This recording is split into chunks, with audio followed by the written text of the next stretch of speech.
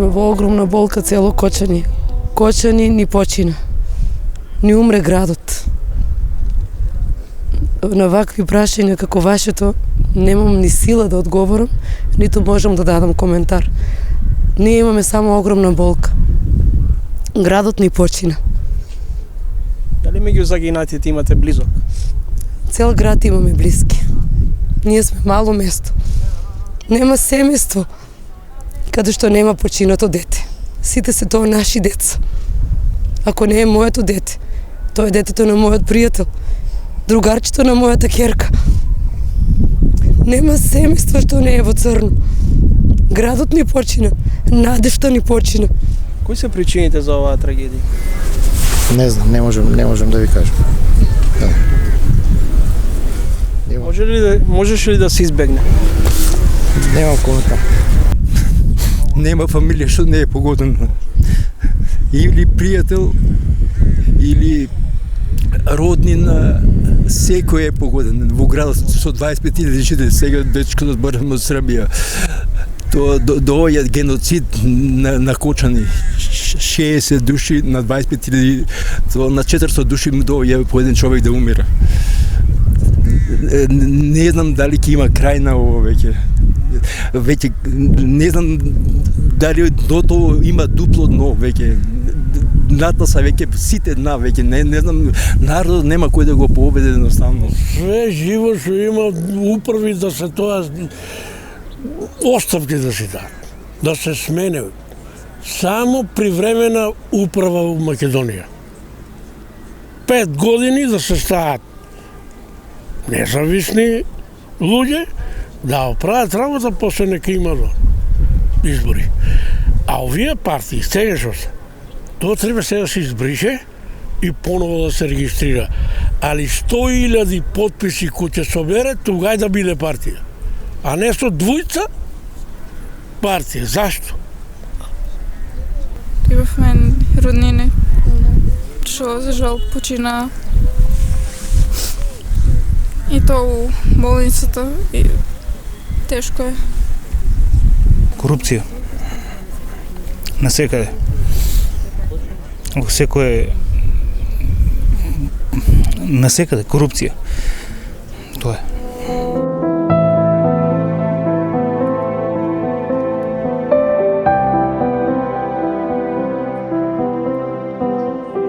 Ако сега се избори, колку и дали оваа трагедија, несреќа во која згасна невини животи, ќе биде мотив за политичка криза. Конечно, оставка на градоначалникот во Кочани. Преку 15 години, оваа супа на македонска транзиција сведоци за атрофија на системот, на институциите, за неказнивоста, за башибозлукот, да им се прогледува на низ прсти, на луѓе кои хараат и се причина да се случуваат вакви трагедии. Причините се што мислам треба инспекторите да водат сметка во какви објекти се сместуваат луѓето и од каков материјал направено, потоа луѓето што водат не ги исполнуваат условите, мали деца примат, нели до 18 години не треба да влезе во дискотека, така ли? А тие ги пуштат од 14 години.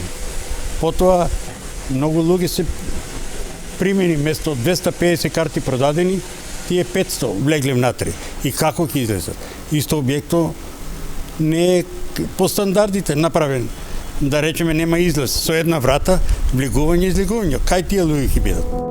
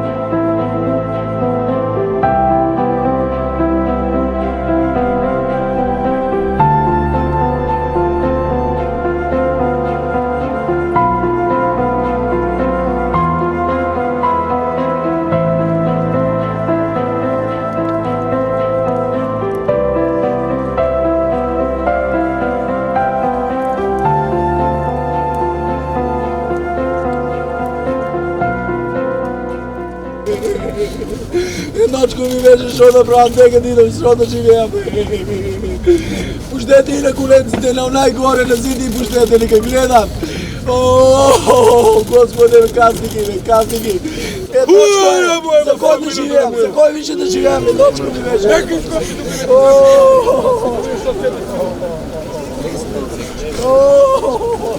Ке жалеме ние за децата крвта да му ева. Тоа не е диско, тоа е фактички како едно, да речеме, што да кажам таму. Тоа едно време беше како дисконт таму за ово, кажи го, млечни производи таму, имаше дисконт таму. Пред тоа Тепси беше, сега е како достава на млечни производи. Такво диско не постои у Грано.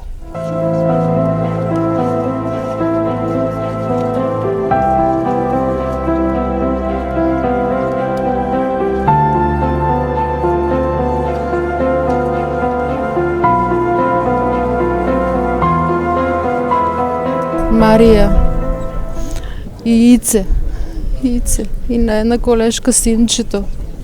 Јас како родител на две близначки од 3 години кои што вчера полне ја изгубивме најдобрата другарка. Наместо да славиме роден ден, ја баравме, а како родител јас не чувствувам безбедност во оваа држава повеќе. Ти не знаеш твоето дете дали ќе го испратиш, дали ќе го дочекаш живо и здраво од било дека веќе. На улица е страшно да го имаш пуштено, а не во диско или каде и да е. Многу лошо.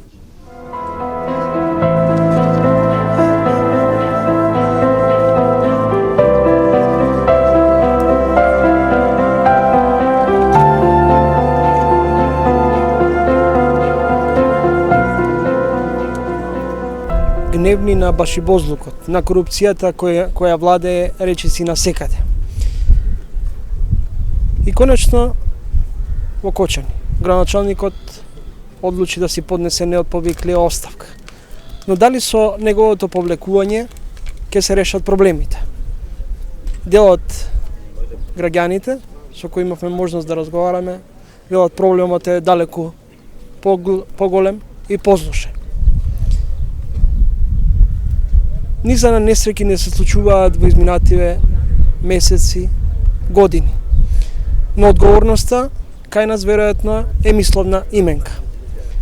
Како по обичај, секогаш кога се случуваат вакви трагедии, власта и опозицијата си ја префрлаат вината, а притоа обидувајќи се да заработат политички поени. И овој пат на грбот на граѓаните, а граѓаните се револтирани поради нефункционалноста на системот.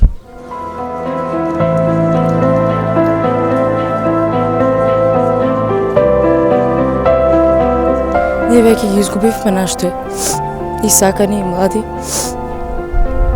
Веќе што и да се направи џабе.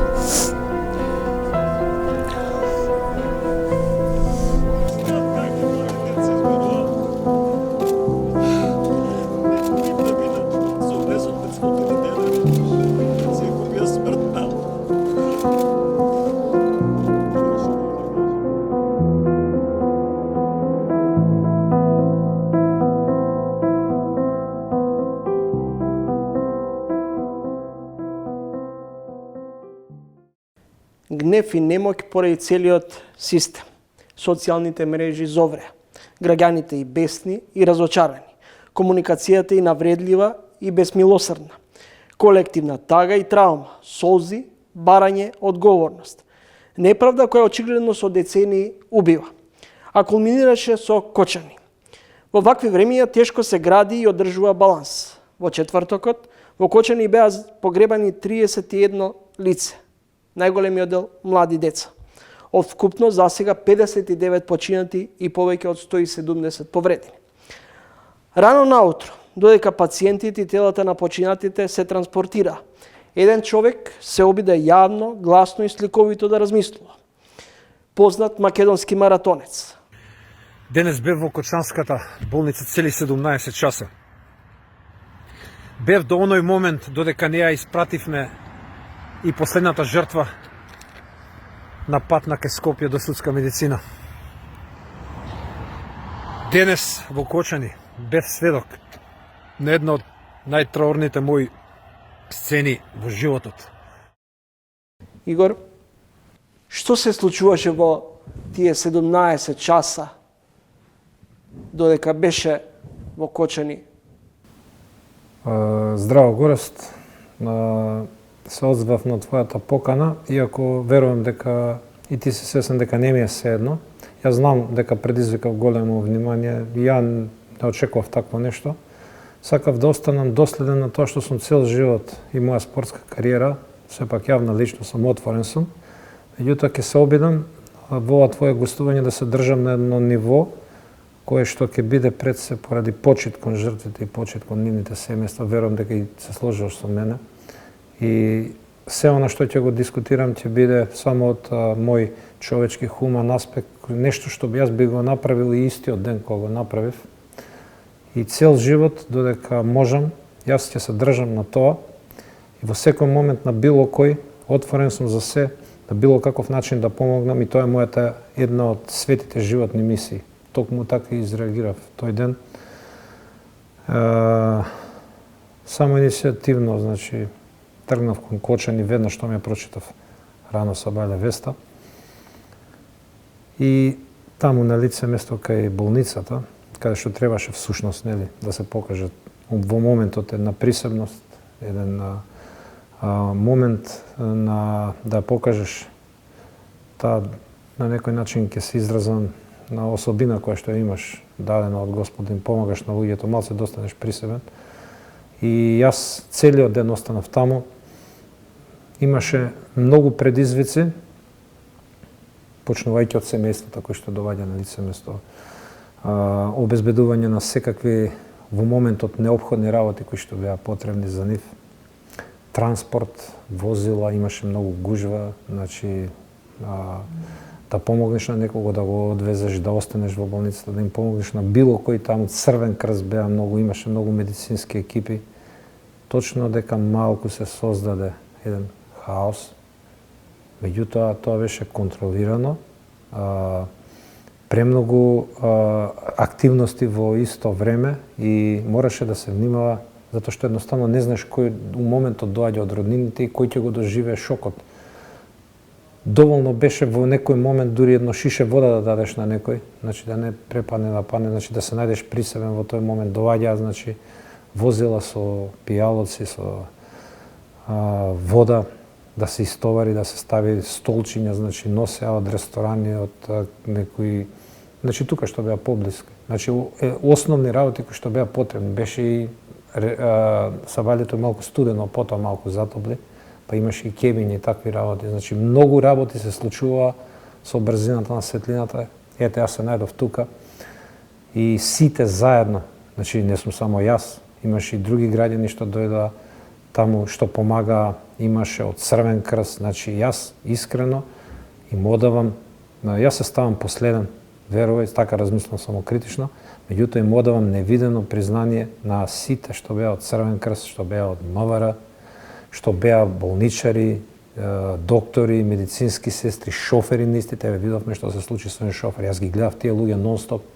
Значи баш и сега додека зборувам, го враќам сеќавањето, ми остави впечаток една медицинска сестра која што ја гледав, толку беше едно младо девојче, мислам 21 или 2 години, значи таа беше толку фокусирана, толку беше 200 на сат, ние што викаме, значи беше цело време на нозе и само гледаше лево десно. Имаше такви како нејзе што јас би ги нашол и би им дал некое признание за животно дело. Тоа е, значи, навистина се потребни луѓе во тие моменти кои што ќе дадат се од себе и навистина го поседуваат тоа што можеби некој не го поседува до таа мера и може да значи дефинитивно спасување на некој живот. Во тие моменти кога ги носеа делот веќе починатите, делот повредените, што ти беше приоритет? Не, тие веќе беа внатре, беа во болницата.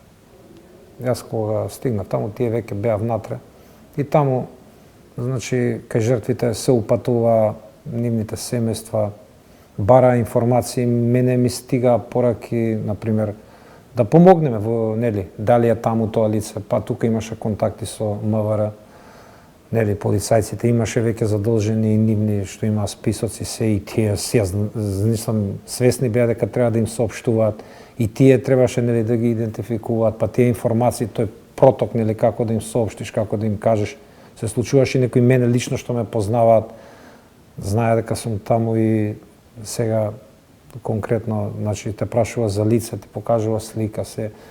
Значи, тука ние во комуникација со МВР им ги едноставно и на нив им беше битно на припадниците од МВР да, нели, кога ќе ме соопштат 200 патија да во просториите кај што беа жртвите ги идентификуваат и така да тој список се знаат едноставно, да не ги барат.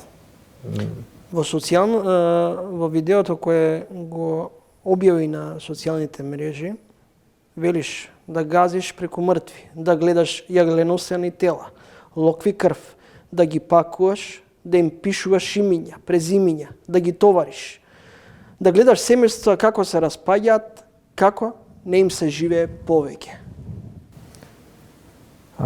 За жал тоа беше вистина и тоа се случуваше. Пред се тоа го работеа стручните луѓе.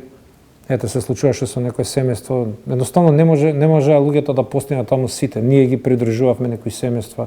Значи мајки, татковци кои што во ходниците, значи не можеа ни полицајците да постигнат плюс реално многу проток на луѓе, медицинари, не може на се, значи тие држаа ред, да, тие за тоа се таму. Меѓутоа верувате дека и на нив им беше тешко и се гледаше тага и кај нив.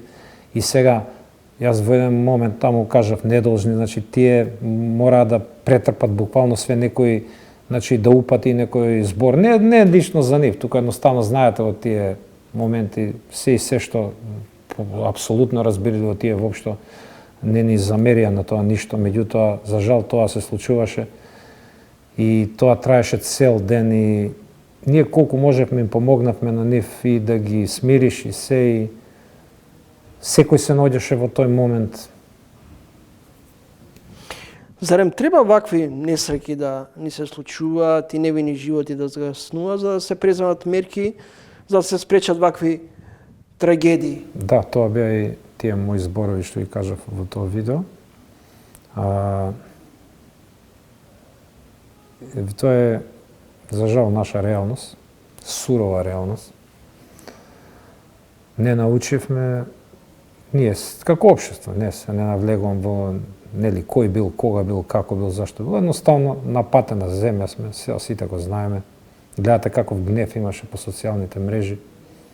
Бараат луѓето правда, бараат подобра иднина, подобро утре, нешто да се преземе.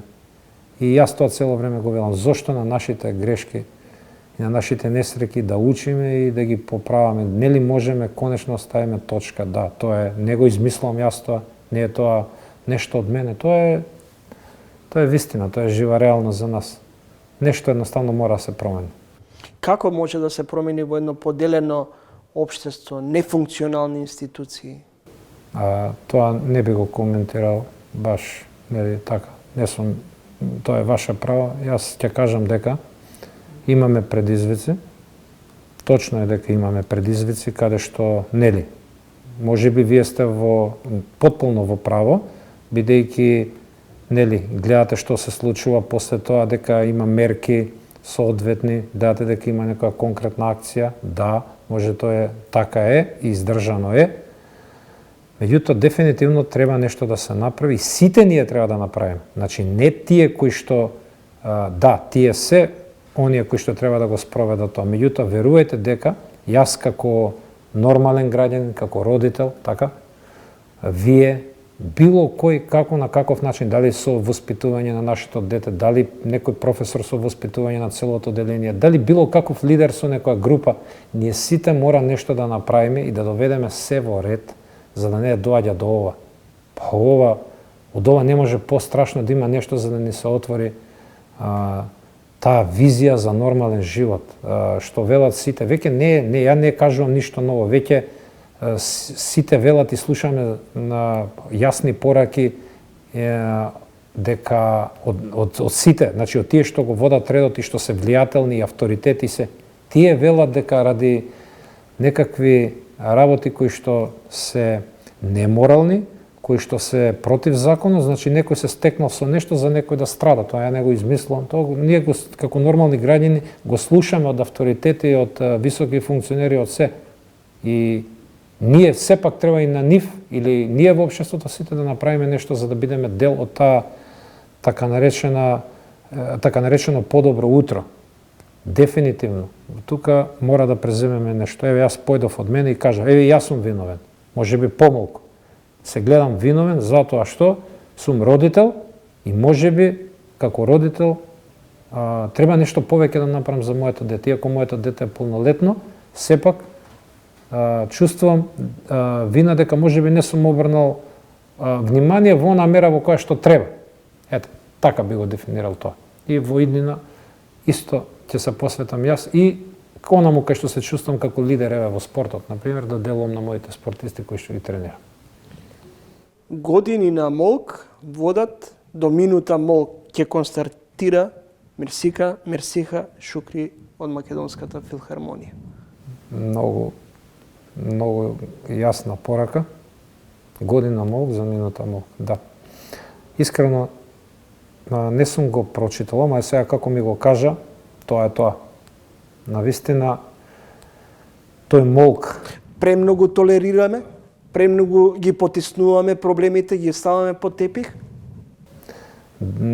Премногу сме толерантни, треба да бидеме толерантни искрено, меѓутоа до кога и до каде, до која граница. Што значи тоа што го велиш ти толеранција во смисол да што треба да се толерира, а што не? Односно, до каде треба да се оди на она моралното и до каде треба да се оди на она што навистина е правило, правда, закон и така натаму. Треба ова сите да не разбуди. Ова дефинитивно треба добар шамар да ни биде на сите. Под наводници. Значи, мора да се освестиме, мора да преземеме нешто. Еден град е погребан во Македонија. Еве ја така го чувствувам Кочани. Тоа што го видов јас во неделата, можам слободно така да ти се изјаснам. Тој град можеби ќе му треба цела генерација да почне да живее. Не 5, не 10 години, цела генерација да се смени, нешто да се случи. Ја мислам дека тоа се години и години за тој град да почне да живее нормално. Ќе кажам уште еднаш, јас го сакам Кочани. Многу пати сум бил таму, сум бил и на атлетски настани, се познав со луѓето таму, има луѓе кои што се таму организатори на спортски настани, кои што постојано сме во комуникација со нив. Дури има еден аматер атлетичар кој што доаѓа на трки, кој што почина во пожарот. Ето тоа е со сигурност го кажувам. И јас веќе кога дојдов таму, еден од спортистите кои што се занимаваат со рекреативно трчање, кои што имаат група, кои што и планинарат и трчат, доаѓаат на трки, он лично ми кажа, вика најверојатно така и така беше, така испака. Мислам дека добро оди работава сега околу ова, како никогаш акцијата е поконкретна, го гледаме сите тоа. Тоа не може да го занемариме. Значи има конкретна акција, конкретно се збори, директно се посочува каде е вината, кој сгрешил, како сгрешил и ова јас прв пат гледам вака на надеж. Може ли една ваква несреќа да ги обедини граѓаните без разлика на етничката припадност или да создаде нови канали на раздор? Нема да создаде. Ова ќе видиш, јас сум длабоко уверен дека ова ќе биде обединување на секоја основа. Длабоко сум убеден. Еве, ти го тврдам тоа со 100% и давам еден апел до сите, без разлика на било каква нема поделба веќе. Сите мора да се обединиме, зашто ние немаме друга држава, немаме не знам што друго. Едноставно сите сме тука заедно, сите живееме во нашата Македонија, сите сме од крв и од месо, сите сакаме семејство среќно, сите сакаме иднина. Ја не знам дали има уште некој што се храни со нешто друго. И во ова време, дали е потребно такво нешто? Апсолутно не. Ова треба дефинитивно да не обедини. Еве, нека ме слушнат сите што се поделени под било какви основи. Ова да не обедини сите. Во студиото во Трилинг доаѓаш директно од Кочани, од погребот на 31 младо лице. Само ќе кажам, како граѓанин бев да ги испочитувам и моето го направи.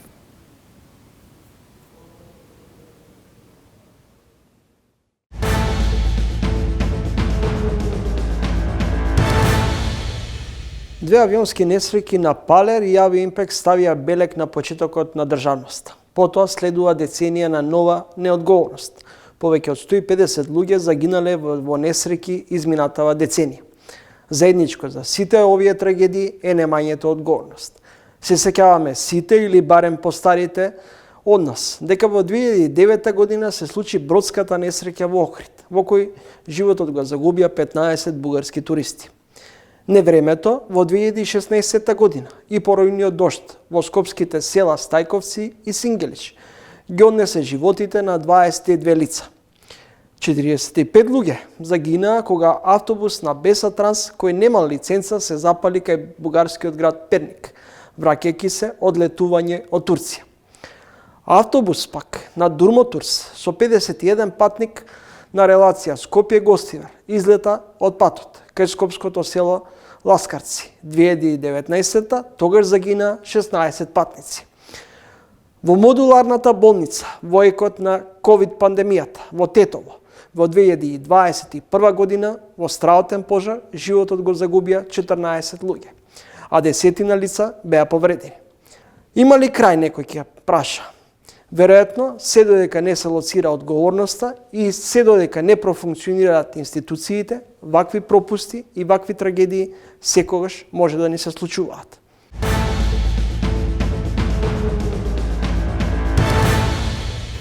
Се сеќавате на каков отпор наидуваше секоја наша иницијатива за проветрување, ветинг, но и оно што значеше комплетен реизбор на судството и правосудството. Затоа што и денеска ние мораме да внимаваме што ќе снема во истрагата, не само што ќе биде најдено. Имавте многу статуси сега по социјалните мрежи и од обвинители и слично кои учествували во модуларната болница. Што сакаме ова да биде еден куп жртви од едната партија, друг куп жртви од другата партија?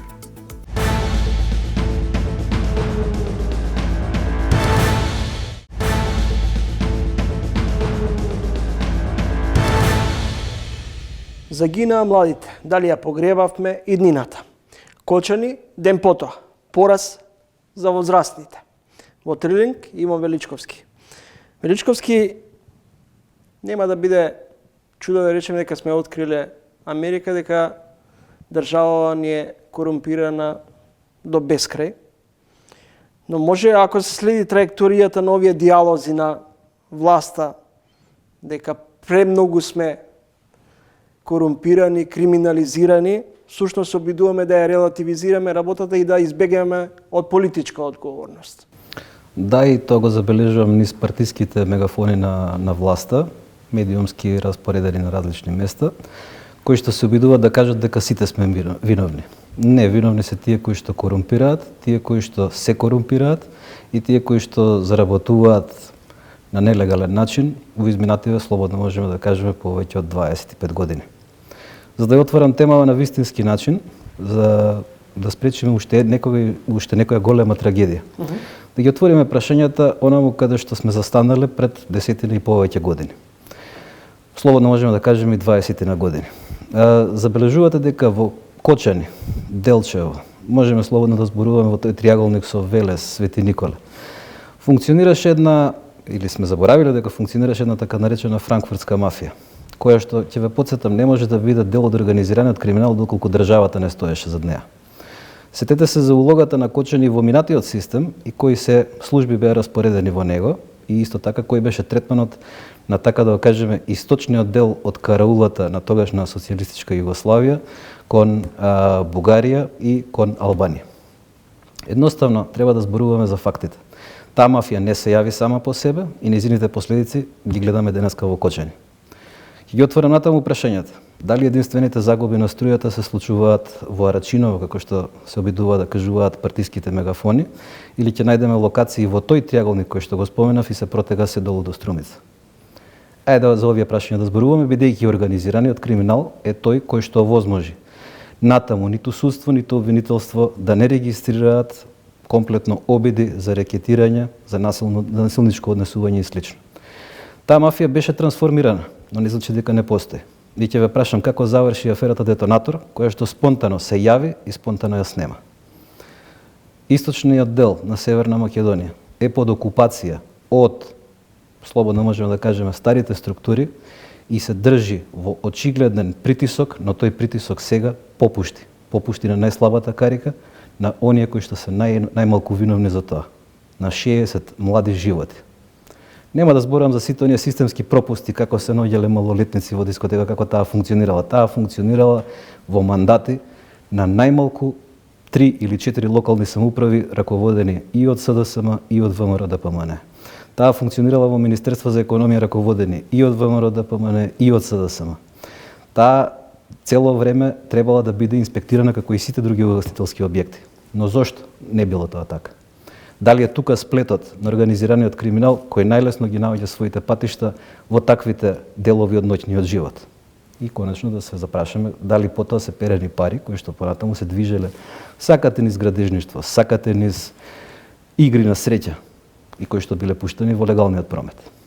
Не е точно дека сите сме виновни. Виновни се тие кои што ќе бидат најдени во една ваква истрага, која што ќе биде многу поголема и од тие причини, меѓу другото, сметам дека премиерот Мицковски одби меѓународна истрага. Кога власта вели тргнавме и нема запирање, и кога велат предлабока ние имаме голема мафија, се поставува прашањето кој е капот ди тути капи во државата. Нека кажат. Ние ги охрабруваме во тоа. Но нека да се сочиме и со другите факти. Штом тоа го велат, значи дека знаат. Штом знаат, значи дека имале допир со неа. Може би ги имат во своите структури, партиски, политички. Може би се инсталирани во државните, правосудните и слично. Се сеќавате на каков отпор наидуваше секоја наша иницијатива за проветрување, ветинг, но и она што значеше комплетен реизбор на судството и правосудството. Затоа. Затоа што и денеска ние мораме да внимаваме што ќе снема во истрагата, не само што ќе биде најдено. Имавте многу статуси сега по социјалните мрежи и од обвинители и слично кои учествували во модуларната болница. Што сакаме ова да биде еден куп жртви од едната партија, друг куп жртви од другата партија? Нема зошто да молчиме сега. И затоа кажав и на почетокот на неделата. Ние сме веќе поделени. Од една страна се тие кои што заработуваа на нашата крв, бидејќи крвави им се рацете. Од друга страна сме ние кои не сакаме веќе ова да се повтори, ниту смее да се повтори. За жал доцнеме. Но сега ќе им биде јасно и на вашите гледачи и на многумина други зошто одредени структури во политиката биле саботирани, уништувани и маргинализирани, за да може организираниот криминал преку овие партии и преку нивната олигархија да функционираат непречено. Еве ги последиците и уште последици ќе се јавуваат доколку вака продолжиме. Митото е ДНК на општеството, ова е битка и со мафијата, бомбастично најавуваше премиерот Мицковски денеска. Ако таа не инсталира во секоја власт, дали оваа битка на Мицковски ќе заврши како она во 90-тите на Црвенковски кога ја отвори аферата Октопод? Ова е истиот, ќе ги кратиме пипците на Октоподот. Не, пипците не беа скратени, само беа продолжени. И само ја видоизменија својата траекторија на движење и траекторија на движење на собствените пари. Затоа повторно ќе ве вратам назад. Погледнете во источниот дел од Северна Македонија, каде е најголемо иселувањето? По глава на жител. Започнува во Кочани. Каде се одвива натаму? Виница, Делчево, Берово, Пехчево. Мислите дека е тоа нешто ново? Свети Николи исто така, Велес. Не. Таа иста мафија или таа иста корупција владее и таму, како што владее и во други делови од државата. Затоа што никој не сакал да се пресмета со неа. А оние кои што сакавме, бевме тргани и маргинализирани на страна, повторно ќе кажам. И затоа сега слободно можеме да процениме дека и олигархијата која ја создаваше или учествуваше во создавањето на поделбата, крупниот криминал низ приватизацијата кај белите крагња, ситниот криминал кај организираниот криминал во делот на бруталниот и насилниот криминал, кај структурите блиски до полицијата. Сега таа олигархија ќе се плаши од истите насилници под кои не може да се движиме ниту вие, ниту тие на улица. Величковски, дали се создава атмосфера на бонапартизам или нема држава? Партиите може да зборуваат што сакаат. Затоа и не влегувам во стапицата, како велат и од парламентарната опозиција и од власта, да не го политизираме случајот. О, не. Ние мораме да го политизираме случајот, бидејќи станува збор за политика на уништување на сопствената држава. Ние сме против, тие нека си бидат за досегашното уништување. Но она што не смееме да го дозволиме е партизирање, бидејќи партизирањето, ве подсетувам, во сите овие дозволи кои што били издавани, во целото толерирање на функционирањето на нелегална дискотека, учествувале во најмалку 3 мандати, а слободно можеме да кажеме и повеќе, сите партиски функционери именувани од министри надолу. Дали помалку не е морбидно да си правиш пиар на луѓе кои се борат за живот и при тоа да велиш дека тоа го правиш од човечка и хумана димензија? Говорам за министерот за здравство и за премиерот. Дури го слушнав министерот Таравари вели тоа мене ми обврска. Според закон, според кој закон? Не, на министерот Таравари му е обврска да организира добар здравствен систем, а не како во случајов 70 луѓе да се лечат во Северна Македонија, а над 100 да се лечат надвор. Истото се однесува и на премиерот. Истото се однесува и на господинот Вучич, кој што отиде и се сликаше со нашите пациенти таму. Истата матрица води до истиот страф, од кој што властите и во Скопје и во Белград се плашат. Но тоа не е предизвикано од некоја партија. Тоа е предизвикано од чувството на гадење, кое што граѓаните, конкретно можам да зборам за Северна Македонија, го чувствуваат кон власта. Бидејќи власта е повеќе од една влада. Власта е тој невидлив систем кој што го исели источниот дел на Северна Македонија, кој што Скопје го направи транзитна позиција кон иселувањето надвор. И ќе ве подсетам дека на овој начин ние само се обидуваме да се вратиме во позициите од 90-тите години. Каде што ќе падне авион, кој преживел, ќе отиде да го посетат сите да се сликаат со него. Ова стана некрофилска политика. Само оние кои што се подготвени да владеат со пепел, нема да бидат, така да кажам, изолирани од желбата, пиаровски да успеат да добијат поени и на вакви жртви. За жал владата сега тоа покажа дека е политика. Премиерот смогна сили да отиде во Кочани да се потпише во книгата, на жалост. Меѓутоа, пратениците од владеачката гарнитура, барем досега не видовме да изразат желба или да се појават во градовите, во градот Кочани и во останатите, од каде црпеа поддршка на изборите. А впрочем, што очекувате од нив? Тоа си така и така луѓе кои што се отуѓени од своите места. Ние имаме централизирана политика токму за да не се знае што се случува во секое место и да нема одговорност. И сега е обидот да се прекине линијата на одговорност, која што оди од горе до долу. Бидејќи сакавме централизирана држава, повелете ја добивме. Но тоа значи дека сега централизирана и одговорност. Дали министерот за внатрешни работи се вика Панче Тошковски или Тоше Панчевски, се една. Началниците кои што тој сега ги именуваше, беа именувани од него. Треба да каже тогаш по чии предлог ги именувал, по сопствено наоѓање, во консултација со опозиција, по барање на премиерот, бидејќи во овој временски период во кој што тој е министер за внатрешни работи, повторно биле промашени контролите. Повторно ништо не се гледало, ништо не се инспектирало. И ќе ве потсетам на уште една работа која што не сакав да ја коментирам. Сега кога е завршен погребот на жртвите, ќе спомнам за оној револт кој што се јави во Кочани. Зошто мислите дека тие луѓе отидоа и го искршија локалот во центарот? Кога кажаа дека таму станува збор за половина објекти дивоградби. Затоа што тие луѓе чувствуваат дека се оставени сами на себе и на милост и немилост на бруталниот криминал.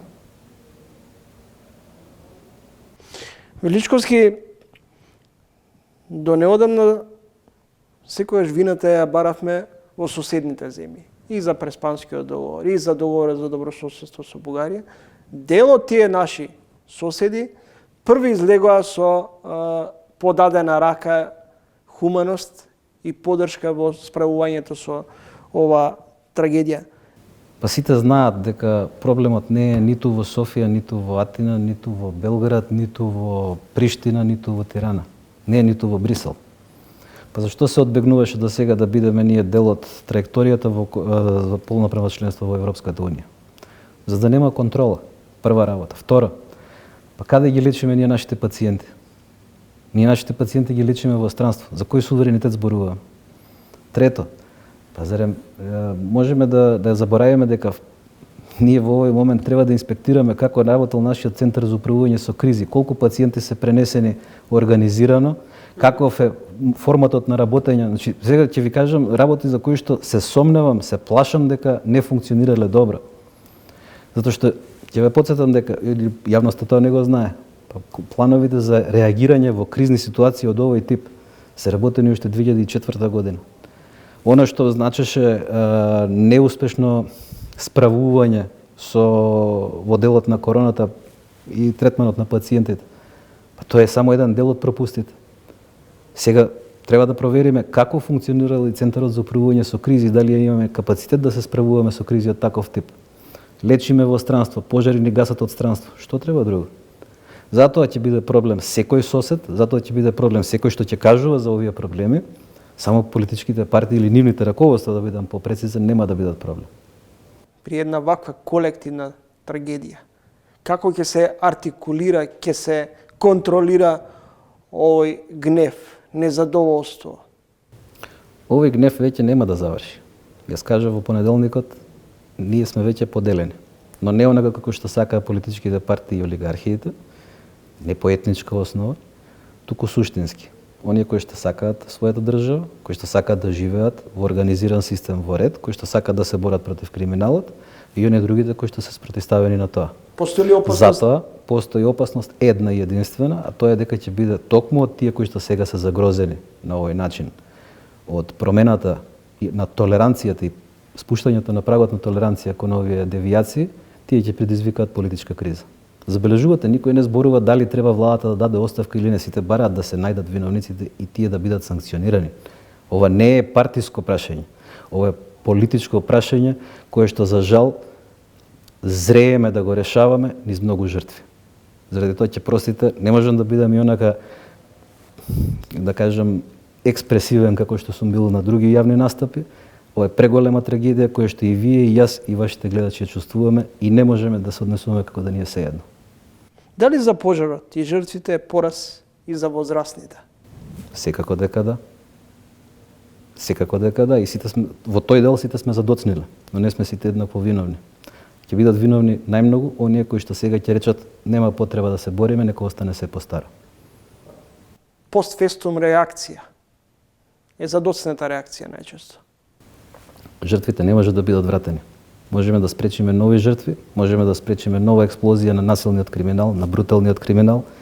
Ќе ве потсетам, лиферацијата на дрога во 95-та, 6-та, 7-та, во оној период кога започна криминализацијата. Започна токму од тој регион во Северна Македонија. Кочани беше еден од центрите. Сега видите повторно дали истото ќе се случува, каде ќе се случи. За цело тоа време беа обвинувани албанците. Сега ќе кажеме уште нешто. Да се вратиме на детонатори пред тоа. Да се вратиме на сето оно што беше покривано и овозможуваше, сетете се, осцилации. Избор на единица 3. Еднаш е за една структура, друг пат е за друга структура, политичка. Но секогаш што бе огромни осцилации. Зависно од тоа како партиите ќе се договореа со криминалот. Изберете дали сакате повторно така. Благодарам за разговорот. Благодарам за поканата.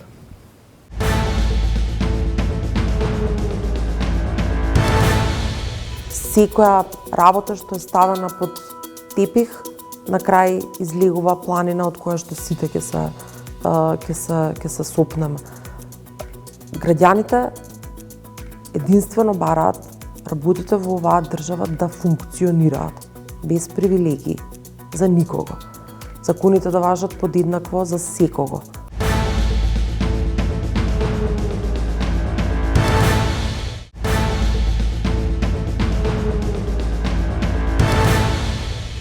Ние сме контейнери од кожа, контейнери за човечки отпад, а не луѓе. Писателот Венко Андоновски во својот реквием за нашите деца. Дојдовме до овдај поради лакомоста, грабливост, среброљубие, јавашлук, напиша Андоновски во својата колумна. Веројатно после тишина ни треба гласност. Гостин во ова издание е на Тририн, универзитетската професорка од правниот факултет и претседателка на Хелсиншкиот комитет Неда Здравева. Професор Здравева, зошто и со простум правиме политичка комеморација. Она што можам како граѓанин да го кажам е дека политиката има поинакви функции, или да го забележам. Политиката има поинакви функции. Комеморациите не се дел од тие функции. Дали присуствувавте на мировниот собир пред УКИМ? Имаше ли потреба од злоупотреба на самоорганизираниот студентски собир? И дали всушност младите беа злоупотребени од страна на ректорката, на министерката? Да, бев секако дека бев, знаете како, чувството на секој наставник, на секој професор, на сите оние кои што работат со млади луѓе дека се обидувате на секаков начин да им дадете поддршка. Моето присуство тамо, иако тоа беше еден од најтраурните настани на кои што јас сум присуствувала, и таа слика е нешто што долго ќе го паметам, бев во таа функција, да молчам додека тие се собираат, да молчам во мојата надежда додека тие зборуваат. Настанот беше најавен како час на платото на УКИМ, од тука присуството на ректорката мене не ми дојде чудно. Напротив, во одреден степен се израдував заради тоа што колку може човек да се израдува во тие моменти, дека ректорската управа, ректоратот ги поддржува иницијативите на младите колеги и колешки во академската заедница. Присуството на министерката е нешто сосем друго. Можам да ја разберам како професор да има потреба да биде заедно со студентите, но не мислам дека на такви собирања местото е на министри, уште помалку да зборуваат. Професорката и писателка Румена Бужаровска по одржаниот собир напиша: наместо да се извинат за ова што се случи, за системска неправда што со децении не убива и кулминираше во Кочани, оние што имаат власт во општеството, министри па и ректори, го узурпираа гласот на младите за нивните цели. Дали власта се исплаши од младите? Секоја власт се плаши и треба да се плаши од младите. Заради тоа што младите се единствениот коректив на однесувањето на возрастните. Ако она што впрочем се прави во општеството, колку се прави за тоа што го имаме денеска, веројатно уште повеќе се прави или треба да се прави за она што тие ќе го имаат утре. Реакцијата на власта е таква каква што е. Слушавме деновиве во овие навистина тешки моменти за различни влијанија, за различно однесување кон младите луѓе кои сакаат да се на некаков себе организиран, самоорганизиран начин, сами по себе на одреден начин да го изразат своето жалење, не само за трагично загубените животи на млади луѓе, туку и за совкупната состојба, имам впечаток, во која што се наоѓаме, и сето она што се случи за ова да не биде спречено на одреден начин. Никој не сме Дали по овој упат, всушност, можеби ви се вратија асоциациите пред неколку години, кога, например, тогашниот премиер Груевски, токму тука во Александар Палас, им влета на тогашните професорки Сијановска и Ванковска. Дали всушност гласноста на научната фела, па и на младите, е своевиден крик, изблик на незадоволство, гнев, ревот, од кој власта, без разлика која и да е, се плаши? Контекстот е сосем различен.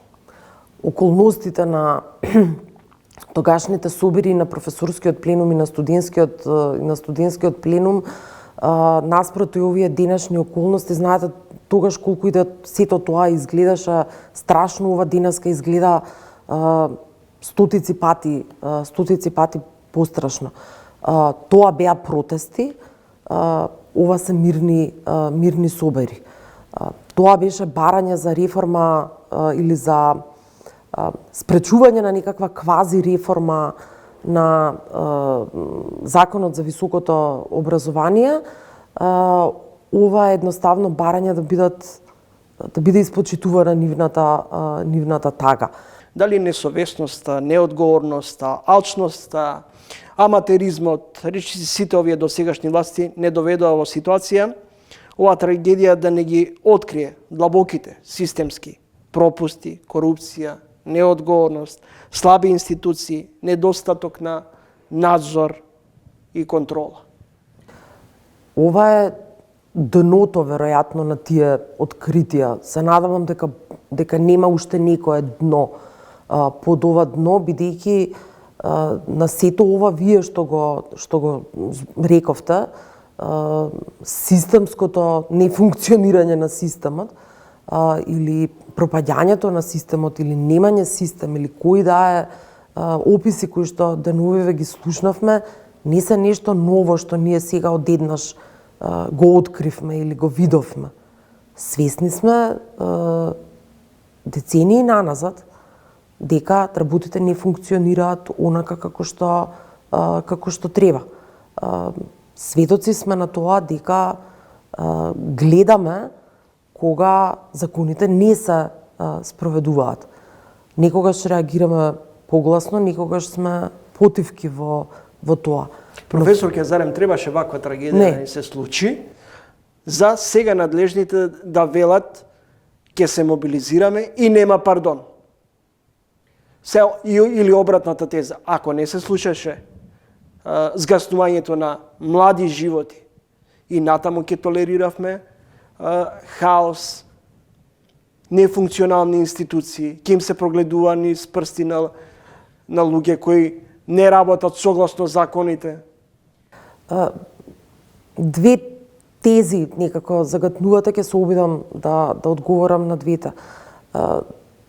Во разговорите со колеги, со пријатели, деновиве, знаете, зборуваме дека не беше прашање дали нешто вакво ќе се случи, туку кога ќе се случи, во кој облик, во која форма, во зградите кои што немаат премин една меѓу друга за да може да влезе противпожарно возило или каде што се сите безобразно паркирани пред влезовите за да не може да влезе амбулантско возило или во локалите, угостителските објекти во кои не знаеме каква е состојбата со противпожарна заштита или каква било друга заштита конечно. Ние долго време сме сведоци и учествуваме во процесите дури и кога знаеме дека работите не се случуваат онака како што треба да се случуваат. Втората теза е дека ние реагираме. Ние не преземаме проактивни чекори. Кога ние зборувам за сите нас како општество. Ние бараме реакција од кога нешто ќе се случи. Ние не бараме активност или барем не го правиме тоа активно, не бараме никаква активност за доследно, целосно, навремено, безпоштедно, непристрасно и сите епитети од тој вид спроведување на законите. Дали постои законска регулатива која што го уредува прашањето како треба во конкретниот случај да изгледа угостителски објекти, каква опременост треба да има? Постои. Дали е спроведена? Не. Зошто не е спроведена? Треба да ги прашаме сите оние кои што учествувале во спроведувањето на таа регулатива. Дали можело да се направи нешто претходно? Сигурно дека можело да се направи. Зошто не треба не е направено? Тоа треба да одговори постапката која што против тие лица ќе се води. Како општество ќе научиме лекцијата за одговорност тогаш кога секој, ама навистина секој ќе одговара. Дали не мислите дека после ваква трагедија беше потребно, имајќи во предвид во развиени европски држави демократски, после вакви несреќи следува морална и политичка одговорност, што во овој случај не гледаме во моментот. Прашањето на морална и на политичка одговорност е такво едно, за жал, растегливо прашање во нашето општество, кое што е само огледало на тоа во која состојба ние се наоѓаме. Работите мораме да ги поделиме и секој да си ги врши работите кои што според уставот и законите, како многумина што молуваат да кажат, му припаѓаат. Моето очекување како граѓанин е дека во секоја ситуација, секоја власт ќе инсистира законите да се спроведуваат онака како што се напишани, да одговараат оние кои што треба да одговараат, без да се случи ваква некоја катастрофа која што ќе однесе, јас би рекла, и 60 животи, да не го заборавиме вработениот во брзата помош, кој за жал после превезувањето на жртвите не се разбуди и ќе сериозно ќе ги загрози животите на колку стигна веќе бројката на повредени околу 200 и кој што ќе практично уништи цел град, ќе зацрни цел регион. Тогаш е доцна. Треба претходно.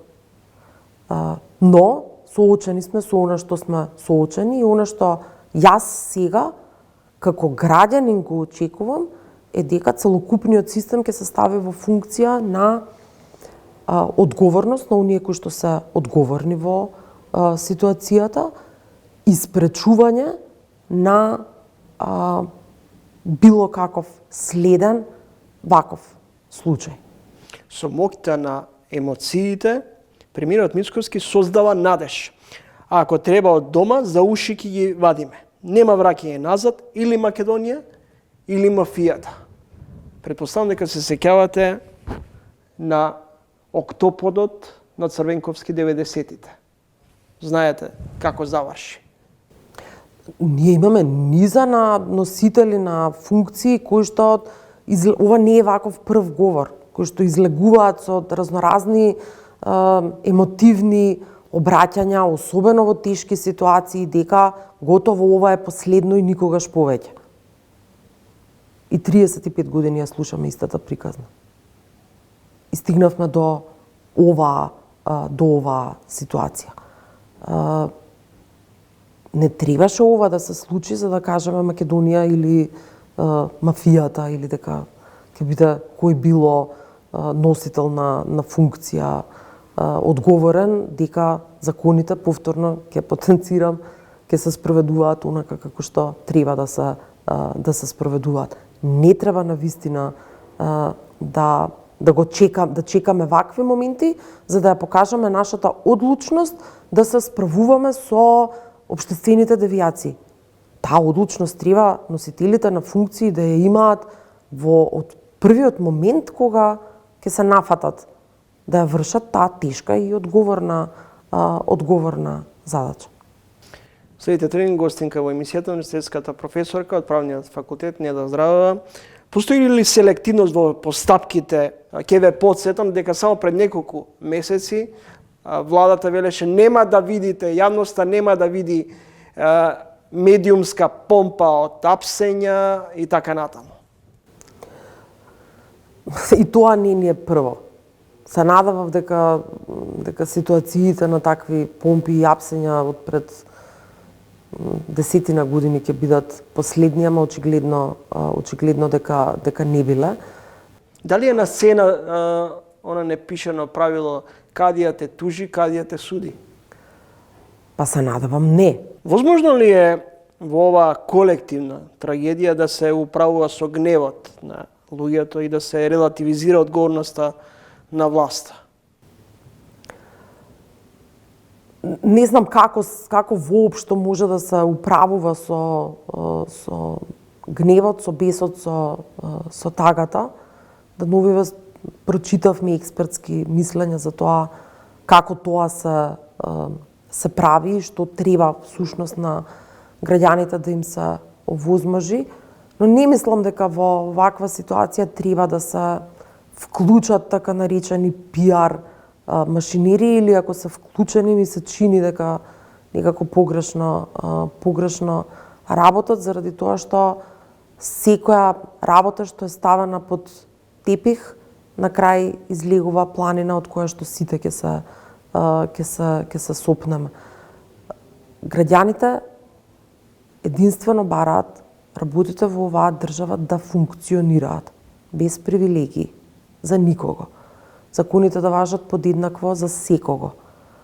Без разлика кој чие, од која партија и слично. При тоа, истовремено, морам да кажам дека се научивме да подзамижуваме или некои работи кои што се случуваат да ги сваќаме дека ете така се случува. Благодарам. Тоа викам. Неда Здравен, универзитетски професор на правниот факултет и председателка на Хелсиншкиот комитет.